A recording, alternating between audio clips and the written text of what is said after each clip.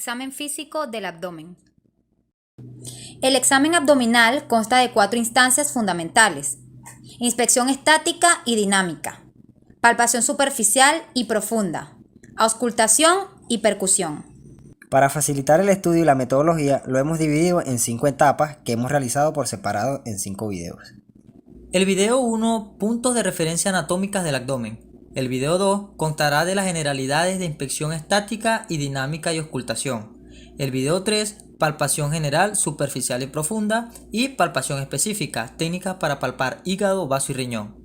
El video 4, percusión general y específica, hepatometría, percusión de vaso y puño percusión renal. Y el video 5, puntos dolorosos del abdomen y maniobras apendiculares. Es importante recordar y saber la anatomía de lo que vamos a explorar. Por eso iniciaremos con la anatomía del abdomen, sus regiones y sus cuadrantes. Externamente el abdomen se extiende en su límite superior desde la base del apéndice cifoide, seguido de las vértebras costales hasta la 12ª vértebra dorsal.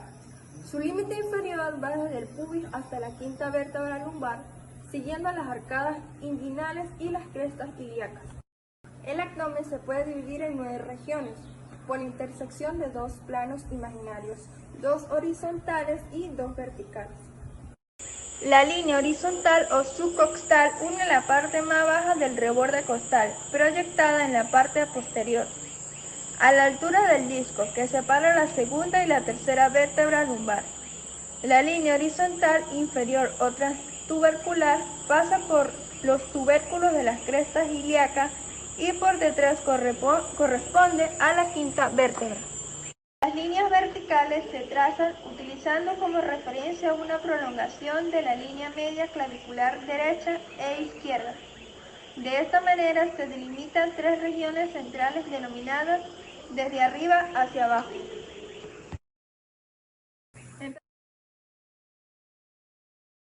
De este lado tenemos lo que es el epicondrio derecho.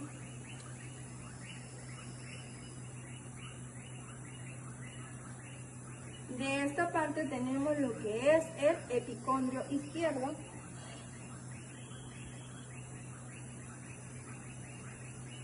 Y en el centro nos vamos a encontrar lo que es el epigastrio.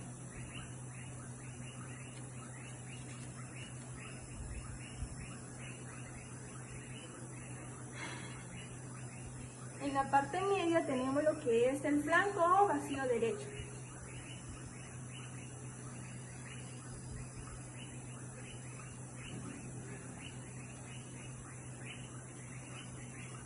Y en la parte media tenemos lo que es el mesogastrio o umbilical.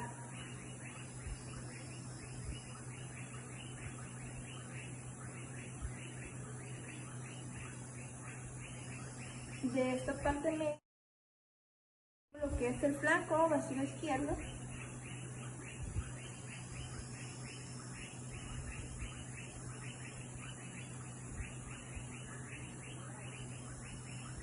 De esta parte acá lo que es la fosa ilíaca derecha.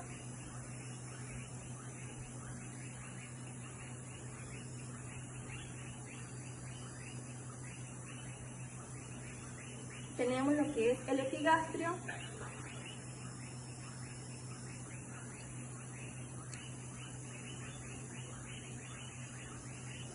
Y la fosa ilíaca izquierda.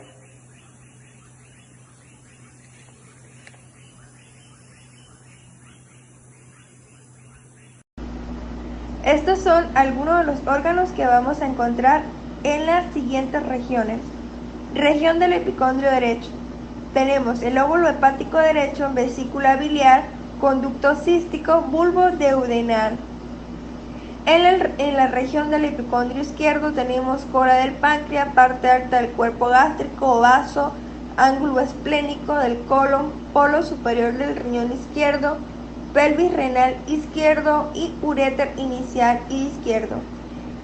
En la región epigastria tenemos parte del lóbulo derecho y lóbulo izquierdo del hígado, cabeza y cuerpo del páncreas, unión gastroesofágica, el epiplón mesentérico, colon transverso, plexo solar, arterias renales, aorta abdominal y vena cava inferior.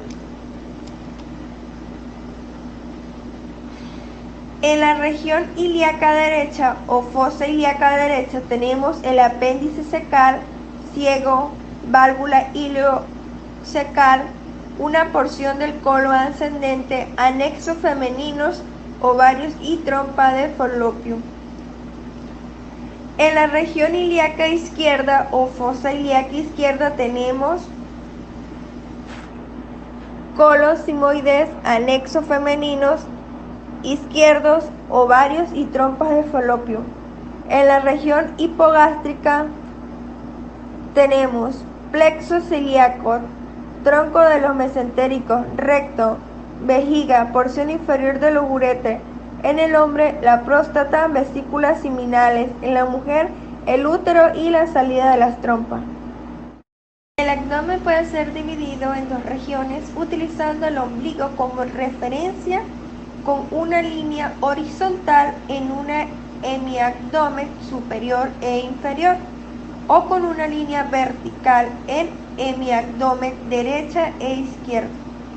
Puede dividirse en 4 regiones intersectando las líneas ya mencionadas en cuadrante superior izquierdo y derecho, cuadrante inferior izquierdo y derecho.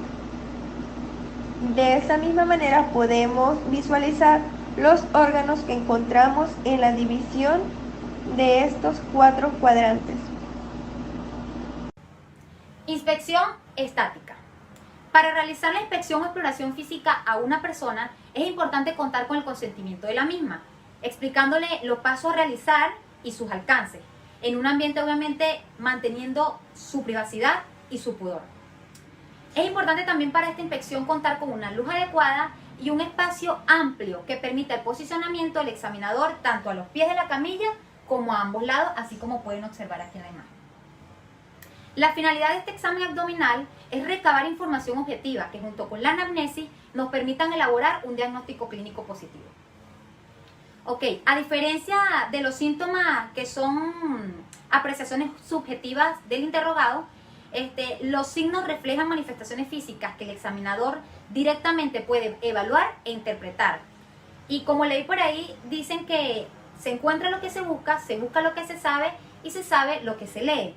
Por esta razón es necesario tener en cuenta la división topográfica, como pueden ver aquí, del abdomen en cuadrantes, por razones de sistematización y orden. Ya como mi compañera lo explicó en el video anterior, ya sabemos que cada región orienta hacia uno o más órganos.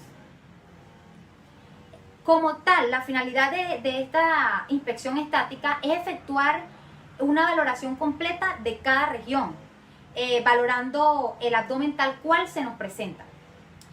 Como ya repetí anteriormente, es importante contar con una luz adecuada, con una visión completa y homogénea de todo el abdomen. Para esto se le solicita al paciente colocarse en decúbito dorsal, así como pueden ir observando en la imagen, es decir, acostado, con los miembros inferiores y los miembros superiores extendidos y apoyados completamente a la camilla. Se le debe también cubrir sus genitales externos, en el caso de las mujeres las mamas también, con una sábana o paño quirúrgico. También, obviamente, el examinador debe estar frente a los pies de la camilla para poder tener una visión completa de todo el abdomen. Aquí se consignará biotipo de abdomen, como puede ser excavado, plano, globuloso, en batracio o en obús. También una cicatriz umbilical que podría ser centrada o no, desplegada o no. También podemos las características del ángulo subsifoideo, que puede ser abierto, intermedio o cerrado. La disposición del vello pubiano es otra característica, que puede ser ginoide, que es triangular con vértice hacia los genitales externos, y con una base superior horizontal. También androide en esta disposición de vello pubiano, la cual puede ser con vértice superior hacia el ombligo. Lo otro que podemos encontrar en esta exploración es la simetría, que en este caso no se refiere al plano sagital, sino que se refiere a la presencia de alteraciones en el abdomen, como por ejemplo lesiones en piel. Y por último, las cicatrices, que estas pueden tener un nombre propio, depende el espacio que ocupen en el cuadrante del abdomen. Pero en el caso vamos a destacar de la cicatriz de la línea media, que esta se puede llamar mediana, supra o infraumbilical, o en el caso de suprainfraumbilical, que si es que consta en los 12, o sea, abarca los dos sectores. Inspección dinámica. La inspección dinámica tiene los siguientes objetivos. Número 1, valorar la motilidad de la pared abdominal. Y número 2, valorar el comportamiento y o presencia de tumoraciones en relación a las diferentes maniobras. Esta se realiza así como la inspección estática, desde los pies de la camilla del paciente, con el paciente en decúbito dorsal, y consta de 4 maniobras, que estas son: número 1, protrusión del abdomen. Se le solicita al paciente que insufle el abdomen, es decir, que hacerse gordo, así como pueden ver aquí en la imagen. Número 2, retracción del abdomen. Se le pide al paciente que hunda el abdomen, es decir, que lo esconda, así como pueden ver aquí en la imagen. Número 3, se le solicita al examinado que tosa, así como van a ver a continuación en un pequeño video.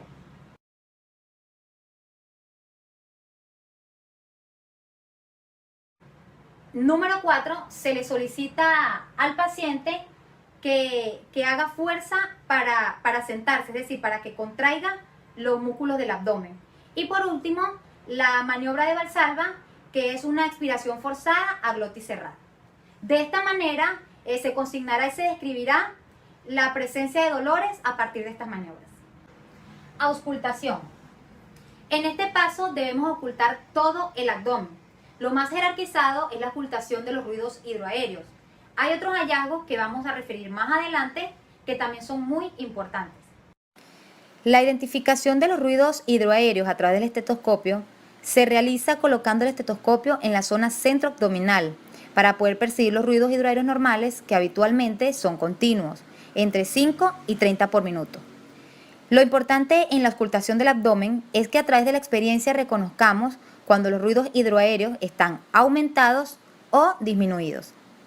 Estos ruidos están aumentados y acompañados de dolor cólico en el caso del ilioparalítico. Además de los ruidos hidroaéreos, el estetoscopio debe recorrer el abdomen tratando de percibir otros sonidos, entre ellos los soplos. Pueden encontrarse soplos históricos en el 20% de las personas sin algún significado patológico, pero el hallazgo de un soplo sistodiastólico en la zona umbilical tiene una alta especificidad y un cociente de probabilidad muy alto para el diagnóstico de una hipertensión renovascular. También sobre la zona del hígado, así como pueden observar, o sobre la zona del vaso, pueden ocultarse frotes en el caso de infartos esplénicos o hepáticos. Por último, y en algunas situaciones no es muy frecuente, pero en los pacientes que tienen hipertensión portal puede estar recanalizada la vena umbilical y puede ocultarse un murmullo que se conoce como murmullo venoso. Palpación general, palpación superficial y profunda. La palpación superficial tiene como objetivo determinar las características de la piel, de los planos subcutáneos, de los planos músculo-aponeuróticos y de las regiones herniarias, que son los puntos débiles anatómicamente de la pared abdominal. Se consignará lo que es dolor, tonicidad del abdomen, tensión muscular y tumorosidad subcutánea. La posición del paciente tiene que ser de cúbito dorsal, las extremidades inferiores extendidas y las extremidades superiores cada una al lado del tronco. Se ejercerá presión leve sobre la pared abdominal, de modo de no deprimir los músculos anterolaterales del abdomen. Se palpará también la cicatriz umbilical descartando tumoraciones. Hay que tener presente que la palpación de la cicatriz umbilical es sumamente importante, ya que es el sector de la pared anterior que tiene contacto más directo con el peritoneo. Se buscará también con la palpación superficial la presencia de hernia y para ello se necesita la palpación de las zonas débiles o herniarias de la pared abdominal. En la línea blanca supraumbilical se va a buscar lo que es la hernia epigástrica. En el ombligo se buscará la hernia umbilical. En la región inguinal se buscará lo que es la hernia inguinal. En la línea de Spiegel se buscará lo que es la hernia de Spiegel. Y en la región lumbar se busca lo que es la hernia lumbar. Palpación profunda. La palpación profunda tiene como objetivo explorar la cavidad peritoneal, el espacio retroperitoneal y su contenido. Y para esto tenemos que vencer la resistencia de la pared abdominal, logrando la relajación muscular y la máxima colaboración del paciente mediante la comprensión firme, profunda y progresiva. Se realiza con el paciente de cúbito dorsal, las rodillas un poco flexionadas, la planta de los pies unidas y apoyadas a la camilla y un poco de aducción en los muslos. Esta posición disminuye el tono de la pared anterior. La posición de la mano se realiza de igual forma que para la palpación superficial, con la mano a plano y con maniobras de flexo-extensión de los dedos, ejerciendo así presión necesaria para vencer la resistencia de la pared abdominal. La secuencia de la palpación es en sentido antihoraria y se comienza de la fosa ilíaca izquierda.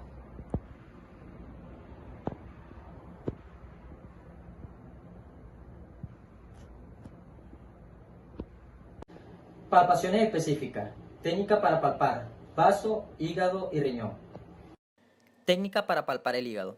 La palpación del hígado puede ser realizada de manera monomanual o bimanual. La manera monomanual simple se coloca la mano orientando la punta de los dedos hacia la apariencia costal, comenzando de la fosa ilíaca derecha por fuera de los rectos anteriores del abdomen, realizando movimientos metacarpofalángicos desde la fosa ilíaca derecha porque el hígado crece de sentido de arriba hacia abajo y puede encontrarse acá el borde hepático en ciertas hepatomegalias muy importantes. Si al llegar al reborde costal no se ha percibido ningún borde, la mano queda sobre el reborde costal puesta y se le indica al paciente que respire hondo, tratando de percibir el borde hepático que al tener contacto con el diafragma desciende en inspiración.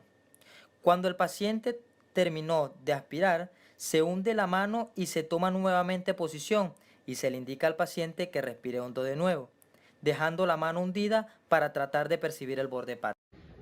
Técnicas para palpar el vaso. La palpación del vaso puede ser realizada de derecha a izquierda del paciente, en dos posiciones, en decúbito dorsal y en posición intermedio lateral. En decúbito dorsal, desde la derecha del paciente, puede ser monomanual o bimanual. Siempre se comienza la palpación del vaso desde la fosa ilíaca derecha, ya que el vaso crece de forma oblicua. Acá se realizan movimientos metacarpofalángicos, tratando de llegar a la pared costal, identificando si hay un cambio de consistencia o la palpación de un reborde. El vaso se identifica por la presencia de cotaduras y al igual que el hígado tiene movilidad respiratoria. Por eso, frente a la ausencia de la palpación del borde esplénico, se le indica al paciente que respire hondo y se deja allí la mano tratando de percibir el borde esplénico. Técnica para palpar el riñón. La palpación del riñón se realiza con la técnica de Guyon. Es una palpación bimanual. El riñón se palpa con la mano homolateral, el riñón izquierdo con la mano izquierda y el derecho con la mano derecha. La mano izquierda, en este caso, la palpación del riñón izquierdo, se desplaza desde la fosa ilíaca izquierda hacia el flanco por fuera de la línea de los rectos anteriores. Y la mano derecha, con los dos dedos índice y medio en oposición con el pulgar, se ponen en la zona útil u ángulo costomuscular, que es la unión con las dos últimas costillas con la línea externa de la masa común lumbar, tratando de percibir la mano que está por delante y el peloteo que generan los dedos que están por detrás y movilizando el riñón. Normalmente el riñón no se palpa. La percusión. La percusión es un método que consiste en dar golpecitos suaves en partes del cuerpo, con los dedos, las manos o con pequeños instrumentos como parte de una exploración física. Esto se hace para determinar el tamaño, las consistencias y los bordes de órganos corporales. También se utiliza para determinar la ausencia o la presencia de líquidos en partes del cuerpo. La percusión en una parte del cuerpo produce un sonido como la de un tambor. El sonido es la señal del tipo de tejido dentro del órgano o la parte del cuerpo. Debemos tener en claro que hay dos sonidos posibles que se desprenden de la percusión. Estos son mate, que se traduce como la ausencia de aire, y sonoro, que se interpreta como la presencia de aire. Cuando la presencia de aire es excesiva, la percusión suena hipersonoro o timpánico. Debemos tener en cuenta que en el abdomen coexisten estructuras, vísceras macizas como el hígado, el cual es mate a la percusión. También vísceras huecas como el colon, que en su estado normal contiene gas. Por lo tanto, la percusión en proyección de su zona dará sonoridad. Además de la percusión de todos los cuadrantes, se realiza percusión con fines específicos, como por ejemplo en el caso de la hepatometría. La hepatometría es un método que se utiliza para medir el tamaño de un hígado. Y para ello se necesita determinar la zona de matidez hepática a través de la percusión. El paciente debe encontrarse en posición de cúbito dorsal y el explorador a la derecha del paciente.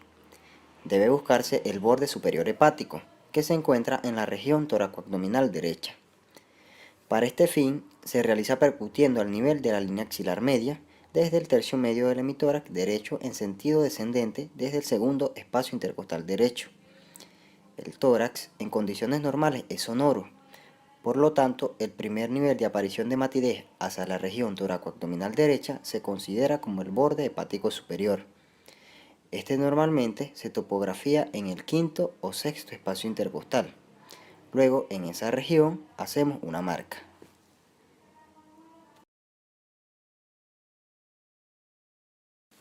Ahora partimos de la fosa ilíaca derecha. Sobre la línea hemiclavicular realizaremos la percusión del abdomen, percutiendo de forma ascendente en dirección hacia la caja torácica, hasta que nuevamente el sonido timpánico característico del abdomen sea sustituido por un sonido macizo, y en ese lugar encontraremos el borde hepático inferior, donde nuevamente haremos una marcación. Luego, utilizando una cinta métrica, realizaremos la medida del lóbulo derecho del hígado entre las dos marcaciones, donde los valores de centímetros encontrados serán analizados y comparados con los valores de referencia mostrados en el siguiente esquema. Allí podemos ver que el lóbulo derecho presenta una medida normal entre 6 a 12 centímetros, y los cuadros de hepatomegalia son clasificados en tres tipos: hepatomegalia leve, que es entre 13 a 16 centímetros, hepatomegalia moderada, que es entre 16 a 19 centímetros, y hepatomegalia masiva, que es más de 19 centímetros. Existen otros métodos para realizar la medida del hígado, pero la hepatometría manual continúa siendo la forma más utilizada por ser confiable, rápida y sin costos. Percusión de vaso. Esta maniobra se debe realizar con el paciente en posición de cúbito dorsal, identificando la línea axilar anterior y el último espacio intercostal. Luego se va a percutir sobre el espacio semilunar de Traube de arriba hacia abajo. Al momento de percutir sobre la línea axilar anterior, se le solicita al paciente que respire profundamente y luego escuchamos el sonido. Si escuchamos timpanismo, eso significa que el tamaño del vaso es normal. En el caso de que escuchemos un sonido de matidez, eso nos dará un signo de esplenomegalia, y en este caso hay timpanismo. Puñopercusión renal de Murphy. Este procedimiento se debe realizar con el paciente sentado e inclinado un poco hacia adelante. Luego se procede a golpear con el borde cubital del puño cerrado de forma directa en la fosa lumbar. Esto es precisamente para obtener una exacerbación o despertar el dolor. También se puede realizar de forma indirecta colocándose la mano opuesta sobre el área lumbar y con la mano empuñada se dan ligeros golpes.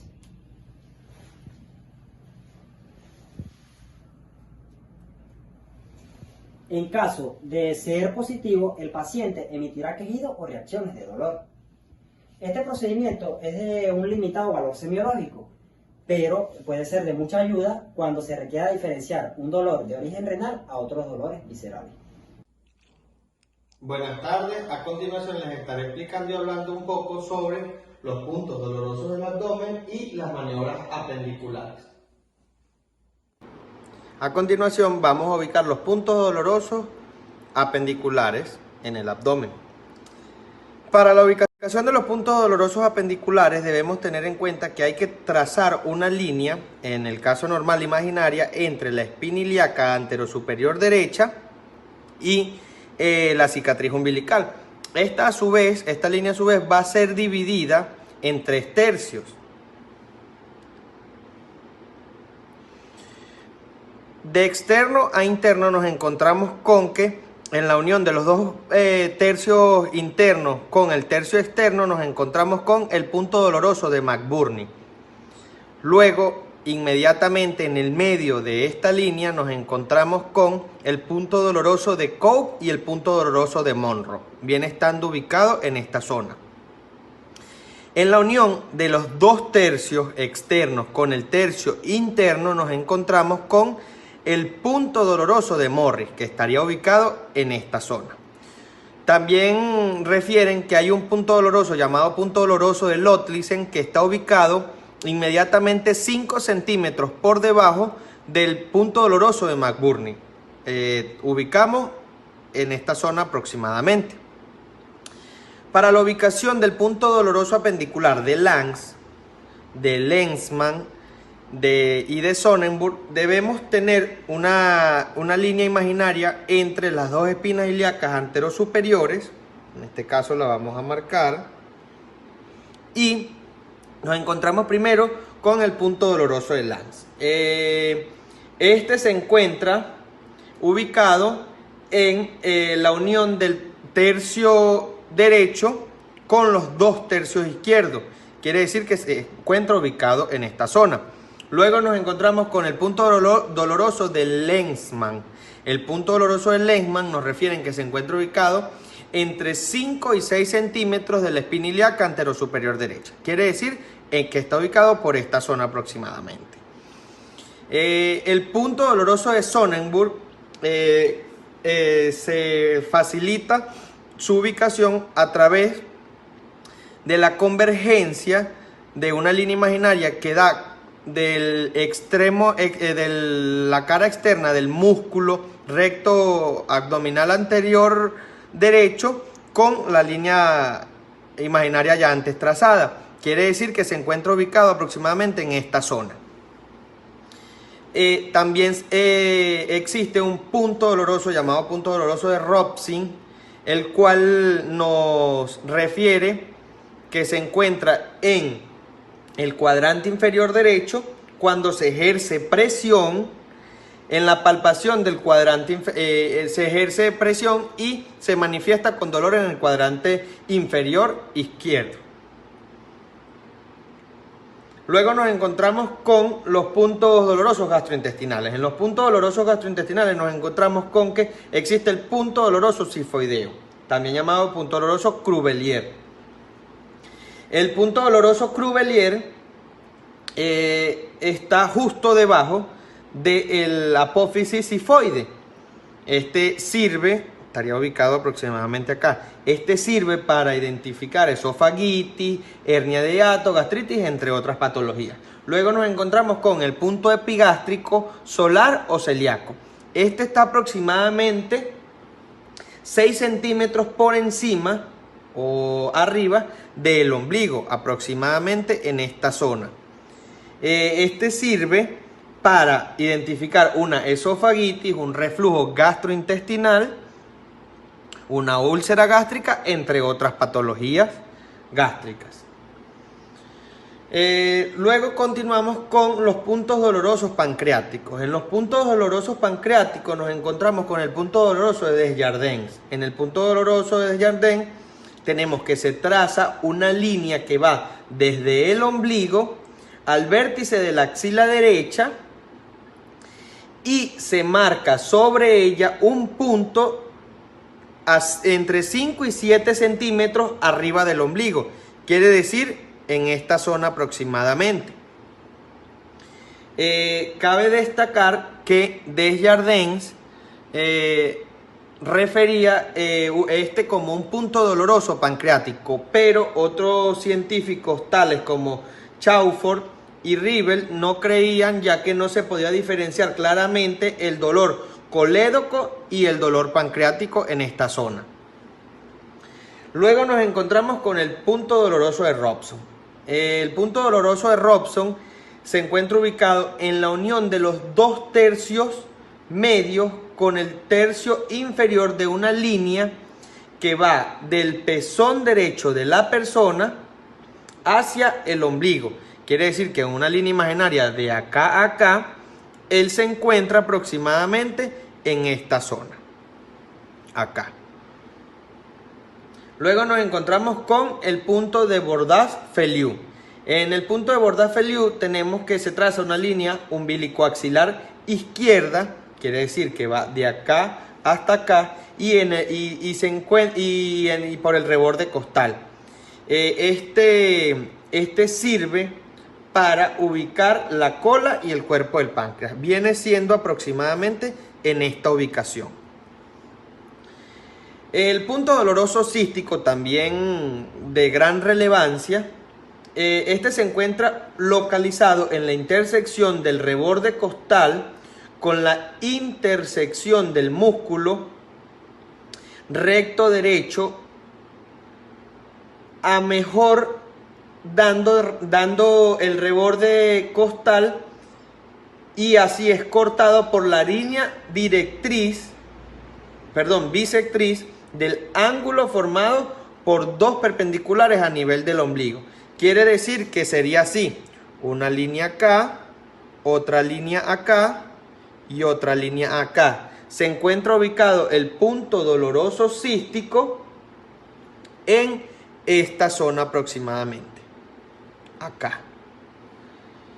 Luego seguimos con los puntos dolorosos ureterales. En los puntos dolorosos ureterales tenemos que estos tienen una forma, unas técnicas bastante didácticas de ser ubicados, ya que estos dependen al borde, su ubicación depende a la ubicación del borde externo de los músculos rectos anteriores abdominales, ¿verdad? Tenemos que los puntos dolorosos ureterales superiores se encuentran a ambos lados del ombligo, por fuera de los músculos rectos mayores del abdomen, y estos corresponden a la salida de los uréteres de la pelvis renal. Luego nos encontramos con los puntos ureterales medios. En los puntos ureterales medios, se encuentran ubicados en la línea biliaca, por fuera de los músculos rectos mayores y músculos rectos mayores del abdomen. Estos corresponden al entrecruzamiento de los uréteres con las arterias ilíacas. Luego nos conseguimos con los puntos dolorosos mesentéricos. En los puntos dolorosos mesentéricos podemos ubicar el punto doloroso mesentérico superior, que está ubicado en una línea ubicada desde el ombligo a la parte media de la arcada crural izquierda.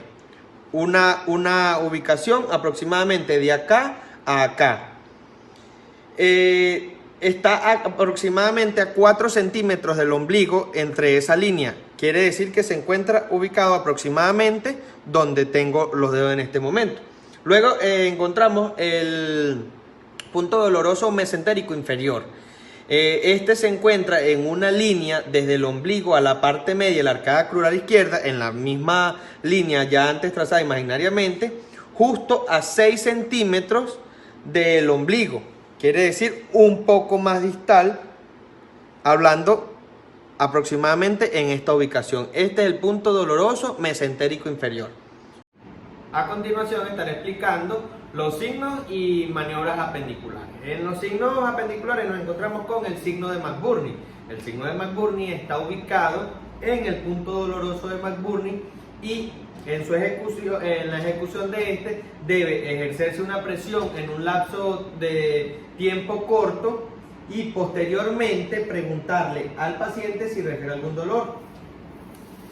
Luego nos encontramos con el signo de Blumberg. El signo de Blumberg, también ubicado en el punto doloroso de McBurney, él tiene un carácter particular, el cual es retirar los dedos repentinamente al momento de estar haciendo presión en constante interrogatorio con el paciente. De esta manera se ejerce presión en el punto doloroso, se continúa el interrogatorio del paciente, dónde vive, cuántos años tiene, se retira repentinamente la presión en el punto doloroso de McBurney y el paciente reflejará un dolor significativo en el momento del retiro de la presión.